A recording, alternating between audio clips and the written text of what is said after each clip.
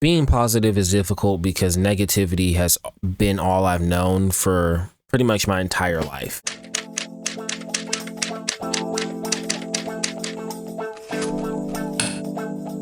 I think since a young age, I've just been surrounded by negativity in my family and the friends that was around me that weren't real friends. It feels like it's very easy to fall back on your negatives as the ultimate cop-out. Oh, I'm angry because I'm depressed. I'm angry because this thing is going on in my life. It's very easy for somebody like me that overthinks things now and that just grew up with insomnia, that has so many responsibilities, that has things that are constantly hounded on them, reaching for the stars for their dreams, not making it, just being a disappointment to family members, including myself, and kind of having an expectation. Like, it's just easy to be lost in the darkness of life. And I think that a lot of people that might have my same mindset gets comfortable with being negative. There's always something bad to find in any situation. It's a really twisted way of looking at the world, and I've chalked it up to just being a realist. I'm not gonna get here because the odds aren't in my favor. Statistically, I'm not gonna get here.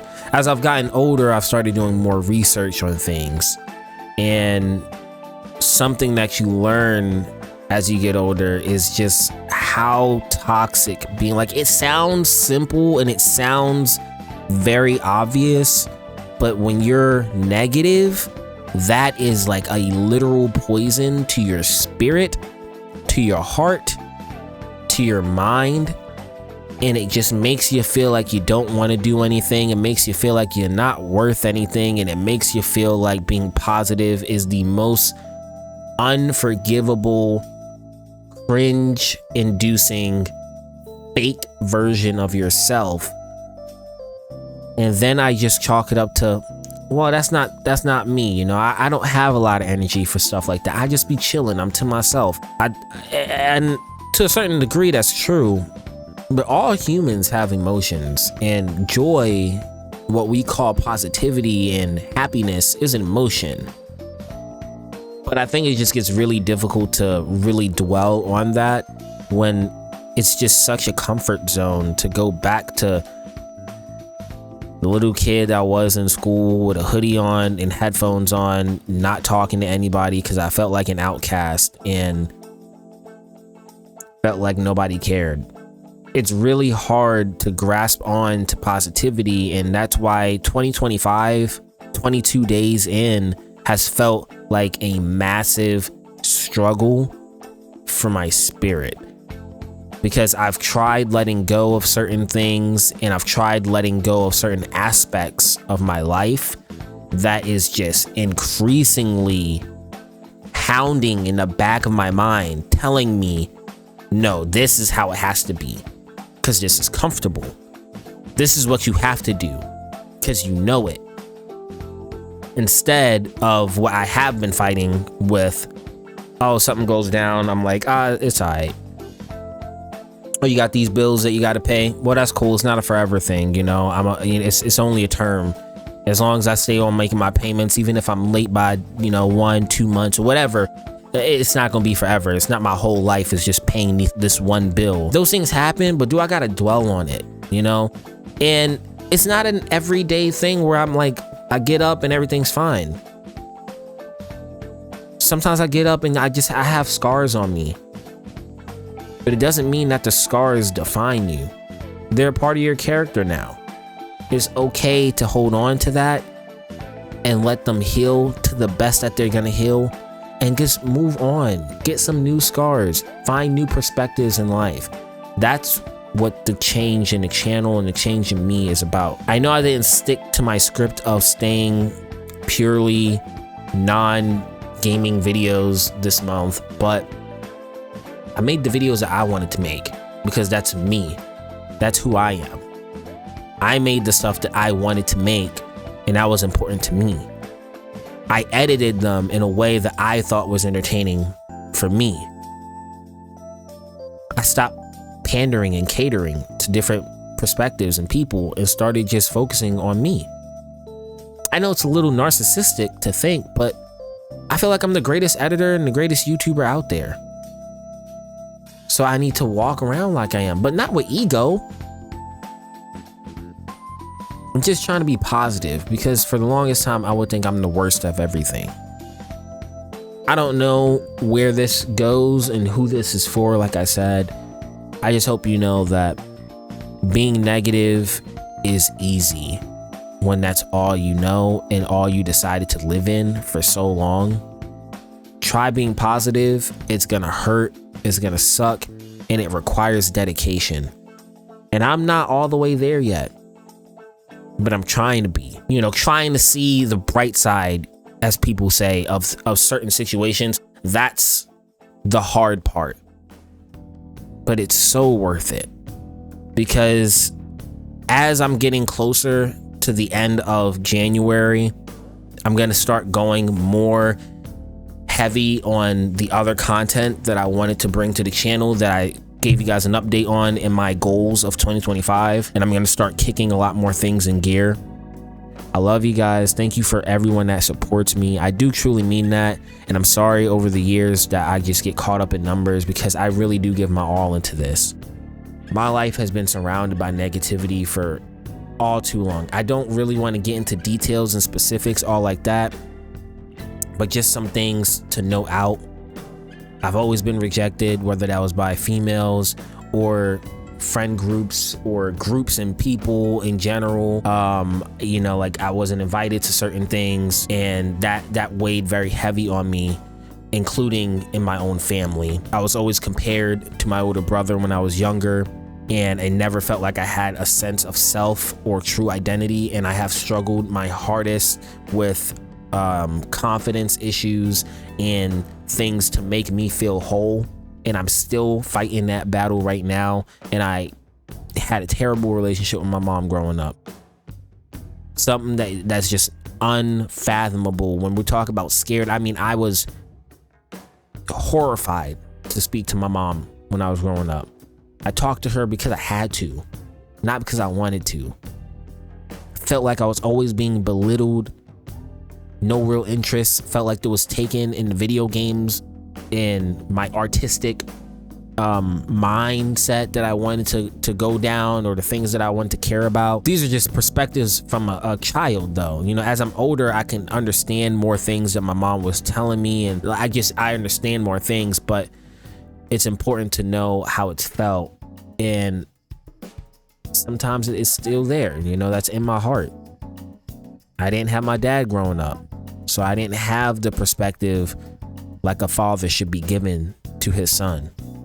And I know that's subjective, but I'm not here to debate that with you guys in the comments. You can say whatever you want to say about how a dad should be treating and how he needs to discipline who, whatever. I didn't feel like it. I was insecure about my voice. I always thought I sounded like a first grader when I was a child. I know I have somewhat of a higher pitched voice than other people when I get excited and stuff and whatever. As I've gotten older, of course, my voice has gotten deeper, but it took me until like 2 years ago to actually dwell in that and understand whoa, no, you don't have to be insecure about your voice. You're not this little girl bitch ass character. That's how my perception of myself was. I'm less of a man because I showed emotion. And everybody around, because you got to remember, I'm from New York, which means that when I hang out with family, it's a city mindset. And I'm from Harlem, born in Manhattan, Amsterdam Ave, which is kind of right up the street from Harlem. Anyways, my point is that my whole family is from all around New York. We come from the gutter, man. And in my age growing up, it was not a pretty sight to show emotion about anything, or feel like I was heard. It just wasn't. Even now, people still don't understand me when I say the things that I say. People don't understand that I can be so understanding in the first place. People will be like, oh man, you should stop talking to this person because blah blah blah. I'm like, he's human, she's human. Give them a chance. I don't know, man. I can keep going. I always felt disconnected from everybody outside of just being an outcast. Didn't really grow up with internet like that. That sucked ass. I couldn't even officially, I tried my hardest to chase my dreams when I was like 14. Couldn't do it. I've been uploading here and there since I was like 13, 14. I'm not saying I'm the end all be all. I'm not Jesus Christ. I never claimed to be. But that leads into number 10. I've always been misunderstood. No matter how often I tried to show understanding, I've always been misunderstood myself. And I felt like I've never had a strong friend to go to. I've always been a strong friend for everybody else. I know I kind of talked briefly about it in my fake friends video, which I don't know if I'll ever take that down or not, because I was ranting. It really, I should probably edit the name of the title into rant, because it was really ranting. All those people I mentioned, I want to be friends with you guys, and I hope y'all doing great, but you guys hurt me.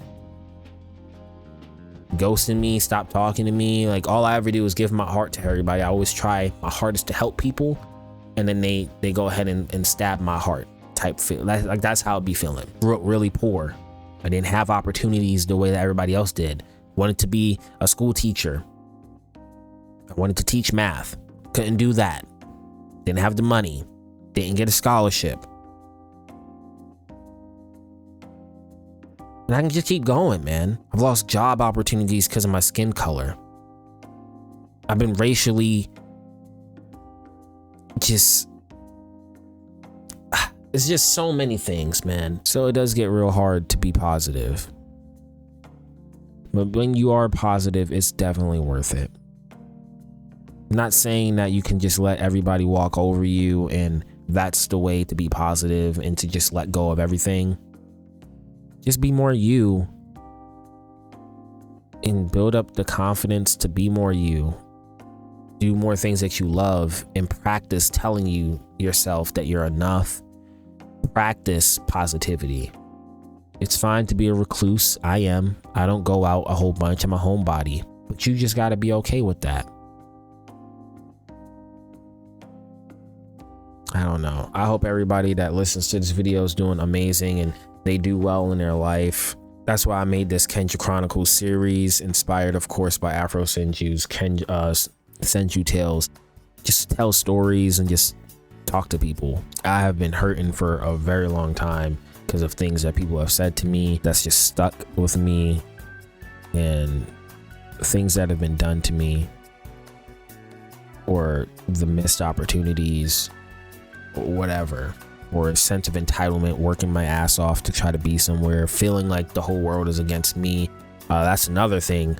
I mean, growing up, everything I said was wrong. It didn't matter if it was from my mom telling me it was wrong, my teacher saying that I was wrong for something. I'm like, how am I wrong in everything that I do? So, you know, it causes somebody to lash out. So my only solace was video games, and a lot of times it still is.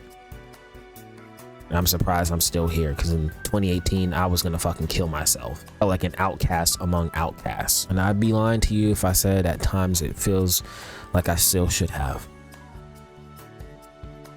I don't want arguments. I don't like fights. I don't like that type of energy around me, but it follows me, and I hate that. Some of the stuff is just like things that you see that you just can't get over, which is also why I understand some of my friends of why they don't want to be friends with me. We've all done terrible things. A lot of my most terrible things have come when I was too young to actually conceive and understand what the heck was going on around me or anything at the time, that I get older and can think back on. And I've always just like needed help. Finances has been something that's plagued me for all too long, but I'm rambling. This felt good to get out though. That's why you see me have so much energy in my videos when I can.